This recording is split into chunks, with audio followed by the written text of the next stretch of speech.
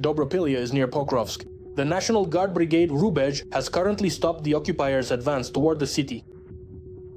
All the details of the Trump administration's peace plan are unknown. However, the media are already discussing that one part of it could be the issue of Russian control over the network in Donetsk region, which the Russian army is so ruthlessly destroying.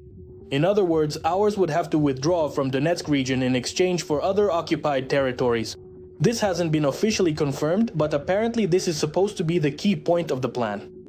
But honestly, today it's hard for me to imagine how, from this city that our guys are fighting for so desperately, they would leave without a fight. Russian war criminals are trying to do to Dobropilya what they've already done to Toretsk or Bakhmut. They're leveling the city to the ground with bombs. Here's a fresh strike. The building is still burning. There are practically no intact high-rises left in Dobropilya. But the occupiers keep shelling the ruins to prevent Ukrainian soldiers from gaining a foothold in the buildings if the Russians manage to break through here. Some analysts, including Western ones, say that the front line in Ukraine has collapsed.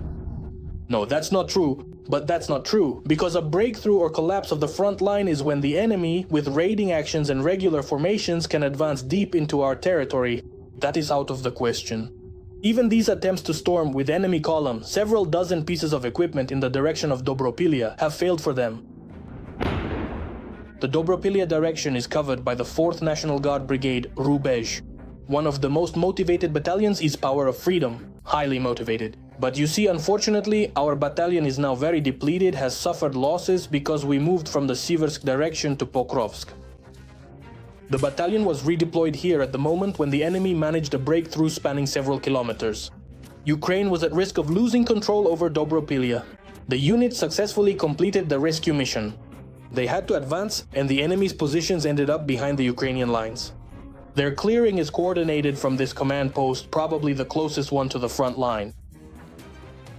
Right now, the situation is more or less stabilized. There is a clear front line, and we have an understanding of where our forces are and where the enemy is located. But still, every day the enemy tries to somehow slip through our positions. They are looking for the spot where our defenses are the thinnest. They try to advance by sending in so-called meat groups. If they spot our movement somewhere along the route, they easily use 2 or 3 firing assets at the same time.